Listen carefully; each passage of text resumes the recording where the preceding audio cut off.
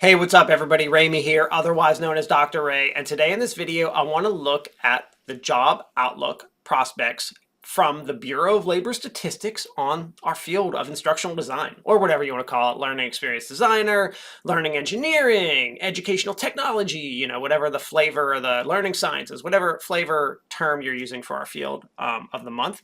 But Bureau of Labor Statistics very recently, for those who aren't familiar with the Bureau of Labor Statistics, they look at industries in the United States and try to predict what's growing, shrinking, and what a job outlooks look like, what's happening within labor in the United States. So they look at fields and try to tell you like salaries and all kinds of different information like that.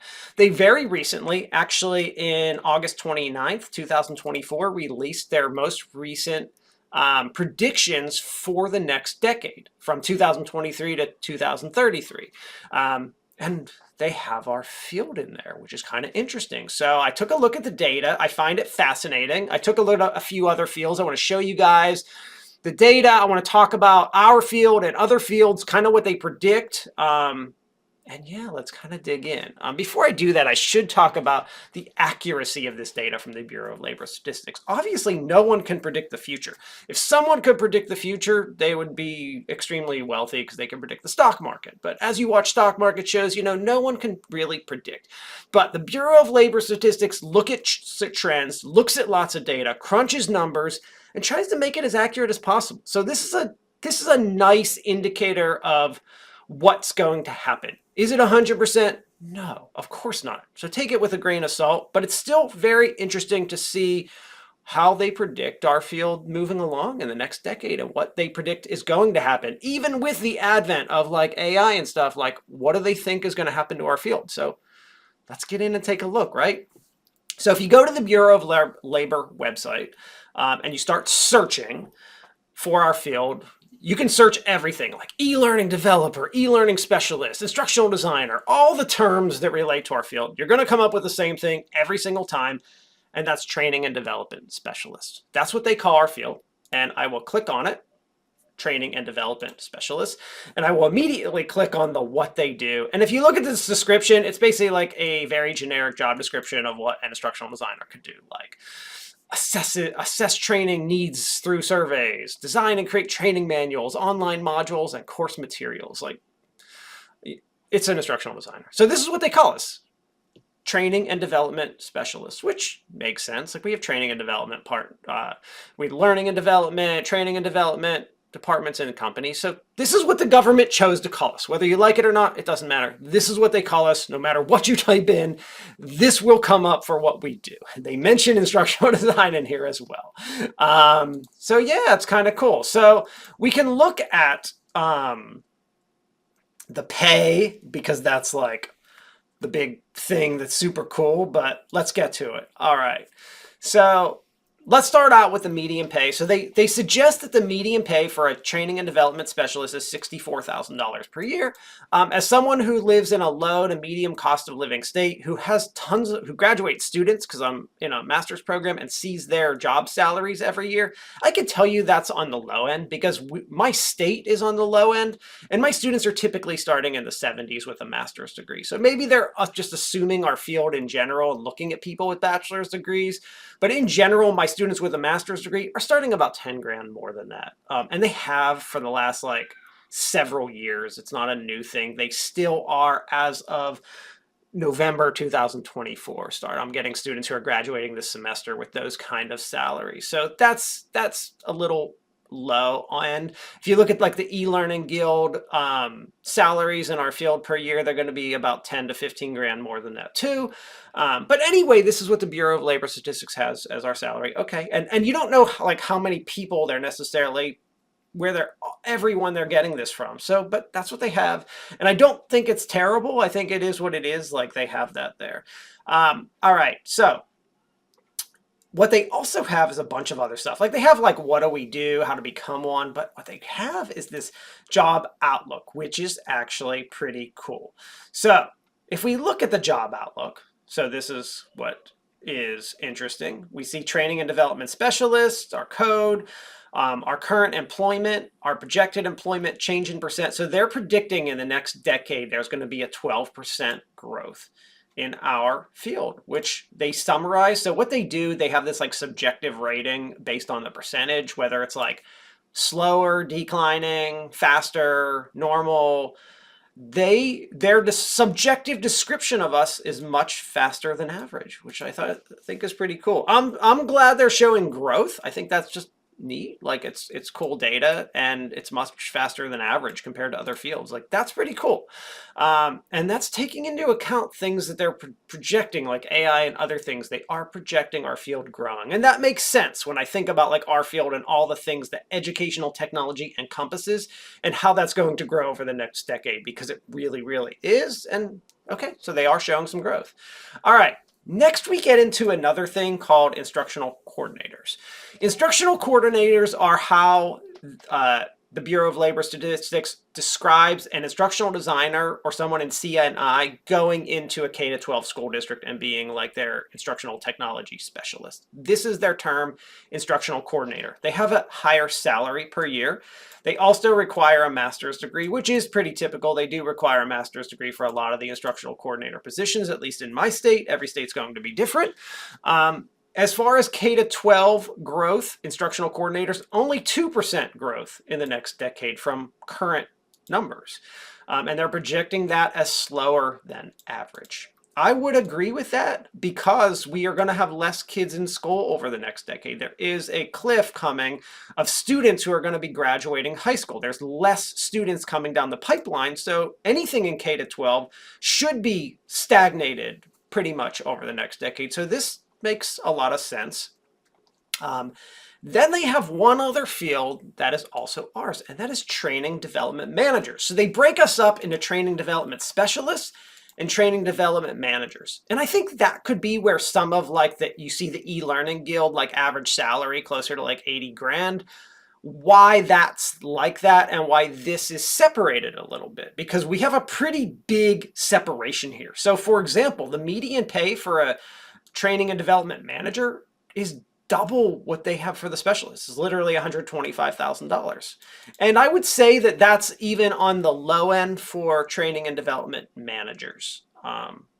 Maybe that's what they consider average, but I do know like even in higher ed, like our directors of online training will make significantly more money than that. But it's double what they have predicted for the training and development specialists. So when you see some of those averages, like 80 grand for an ID, I think they're kind of combining everything, and this is trying to separate that out. This is a pretty good salary for people to shoot for. So knowing that you move up in instructional design, there is that possibility of making some pretty decent salaries. And I've also seen like, I've even seen government positions as senior instructional designer making more money than this at like the GS-13 level and stuff. So obviously there are plenty of jobs out there with that, but it's just interesting to see. They say that the job outlook, 7% growth over the next decade. So management shouldn't grow as much as employees, right? So they are growing, and they consider this faster than average. I thought that was really interesting. So that was the data on instructional design. I find it really fascinating that they have predicted us growing. I do agree. I think that their salaries are a little on the low end, and I think we might grow a little more, but I think that when they put this together, because they did this in 2023, I think they really maybe over predicted what AI is probably going to do in the next decade. I was a lot more hyped on that maybe 2 years ago than I am now about where I see AI fitting into our field after using it extensively. But okay, I'm okay with these numbers. Like they're pretty darn good, surprisingly. The Bureau of Labor Statistics predicts instructional design will grow over the next, like our field's growing, and it's growing faster than average. And with that, our salaries are not bad. Like our training and development manager salary that they have as 125 is actually pretty decent salary. Like anything in six figures, people are happy with right now. So that's not bad if that's what you're shooting for. Like people entering in our field know that they can make these kind of salaries as an ID eventually. So that's interesting. Like I find this information like very Interesting. All right. So what I did then is I was like, well, what do they predict other fields? Like, what about fields like closely related to us? And I started to have all these questions. I really went down some rabbit holes here, but I just want to quickly show you some like different fields and some like what the Bureau of Labor Statistics predicts as like the top jobs and the worst jobs to have over the next decade too. Because I just thought the data was kind of interesting. I did go down some rabbit holes. I won't do it in this video, but I've got like 7 industries that are closely related to us, very closely related to us, that I thought were interesting to also look at those numbers. So let's take a look. The first one I found was web developers and digital designers. And the reason I found this one interesting is because when they start to talk about like what they do in work environment, some of like the multimedia development we do is overlapped here. And so some of this slightly can relate to our field or our industry. So for web developers and digital designers, they predict the average salary of $92,000 per year right now. And they predict it growing by 8% faster than average over the next decade. And some of that is because there's a lot of multimedia development. It's kind of thrown into this description of what a digital designer is. And okay, I thought that was interesting just because our field is somewhat related. Next, I went to data scientists. Now, instructional designers by nature aren't necessarily data scientists, but myself as someone with a doctorate who looks especially like at learning analytics, and as learning analytics becomes more popular, some of what a data scientist does we cross over with a little bit, especially at the doctoral level or as a researcher. I just thought it was interesting. And one of the reasons I did keep this up is because data analytics is actually one of the top, when I show you the top, they're predicted to grow 36% over the next decade, much faster than average. They're in like the top 10 of all occupations that are going to grow over the next decade. Average salary of $108,000 per year. Just thought that was interesting. All right. Computer programmers. I thought this was very interesting because they're actually predicting a 10% decline over the next decade. I have to imagine this has to do with lower level programming positions that AI is going to take over. That's where I see that happening because, and I'm going to switch over real quick, when I go to software developers, this is more like software engineers, this is what they're calling them, they predict that field growing 17%, so much faster than average. So we go from 10% decline basic computer programmer to the software engineer actually increasing significantly with a pretty good average salary of $130,000. All right, and how did we fare against the software engineer outlook? So they're predicted to grow 17%. They predicted we would grow 12%. Not bad. That's pretty good.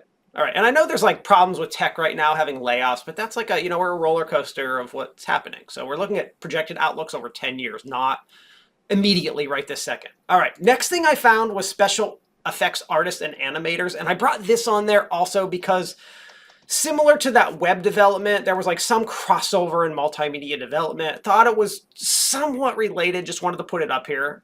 Growing 4%, which they think is average. Growth of 4% is what they assume is average. I put up graphic design, which also sort of little crossover with us in some ways. Not really, we're not graphic designers, but there's that crossover too, just like these other fields. I just wanted to put it up there. They predicted slower than average at 2%. So they predict graphic design growing very slowly, if at all, over the next decade, which makes sense because I do think there's a bigger crossover of what's coming with AI versus programmers and instructional designers and multimedia developers than just graphic design. But some of these things are all so closely related, it's hard to separate, but I just wanted to show you the data. Then I just pulled up the first teacher that came up, and it was kindergarten and elementary. They're actually predicting a 1% decline. As I said, education is going to be pretty stagnate to lower over the next decade. That's also what the Bureau of Labor Statistics goes with. Okay. So that's all the jobs I wanted to go through. Now what I want to do is I want to show you I got some charts which show like the top jobs and lowest jobs and some other things. The first chart here actually shows employment rates by education, which I thought was also really interesting. I wanted to throw this in there. Basically, as predicted, what they think is going to happen over the next decade is, yes, those with higher degrees, basically the higher the degree, the more your going to make. And the higher your degree is, the lower your unemployment rate will be. That's the same for instructional designers. There are plenty of people out there on forums that will tell you you don't need a degree in instructional design, you don't need a master's degree in instructional design. They're only telling you a half-truth. Because the half-truth is that, yes, there are some corporations that will hire without a master's degree. But if you do not have a master's degree in instructional design, you're probably not going to get a job in higher ed. And you're definitely not going to get a job in government because they do require it. So not having the degree definitely limits jobs you can apply to in our field. I mean, no matter what one wants to say about having a degree or not, you go to a government job that's GS-13 in instructional design, and they require like 24 graduate credits in our field. Even if it's from, like, they have to be related to our field, so they can't be like K-12. Like, they literally have to be in our field. So, like, no matter what someone wants to argue, there are jobs you are eliminated from in our field if you don't have the degree. So this kind of chart does make sense. And especially when this isn't about our field either. This is just in general, every field combined. So just thought that was interesting and saw it as a chart on their website and wanted to put it up there. All right, then we get to the fastest growing jobs over the next decade.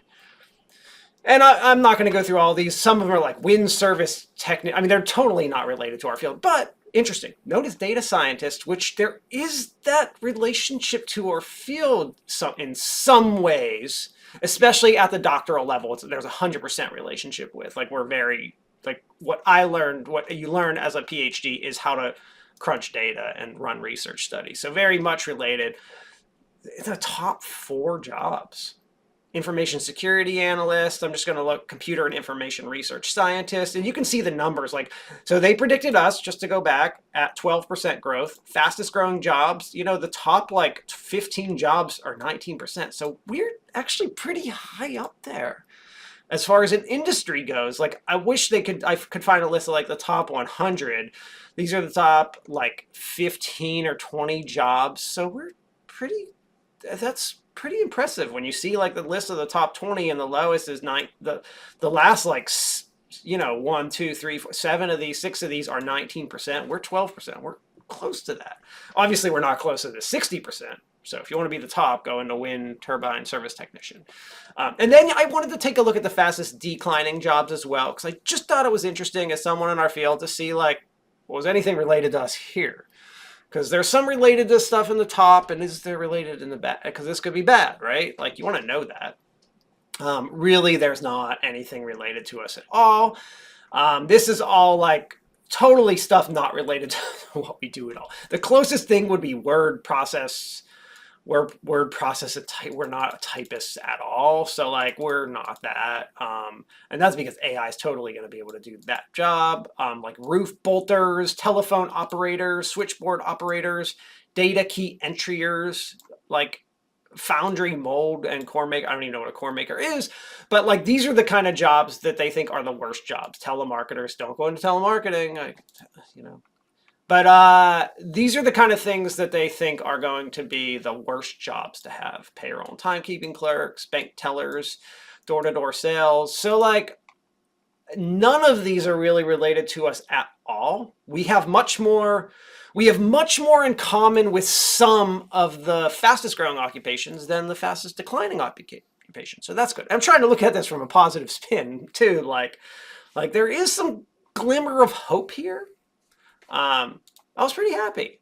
I wasn't happy just with this salary per se, but I was happy with like the outlook. I think it's positive that there's growth is positive from what there is today. Like, that's positive. The salaries of the manager was nice, and even that's growing pretty decently. So I was kind of happy about all that. Thought it was cool. I just thought that these were some interesting statistics to just know. Like, if I'm ever talking to a manager and I want to, like, they ask me, like, what is the job outlook of your field? What do you think is going to happen in the next 5 years? Well, this is something in the back of my head that I could pull up as a reference to what I'm going to say and say, well, according to the Bureau of Labor Statistics, and then here's what I think. It's just one of those nice, like, things to have in your back pocket. One of those nice things to just be aware of, like being aware of what's people are predicting our field's going to look like, what's going to happen is very interesting. I thought it was fascinating. Hopefully you do as well. Anyway, later on, have a good day.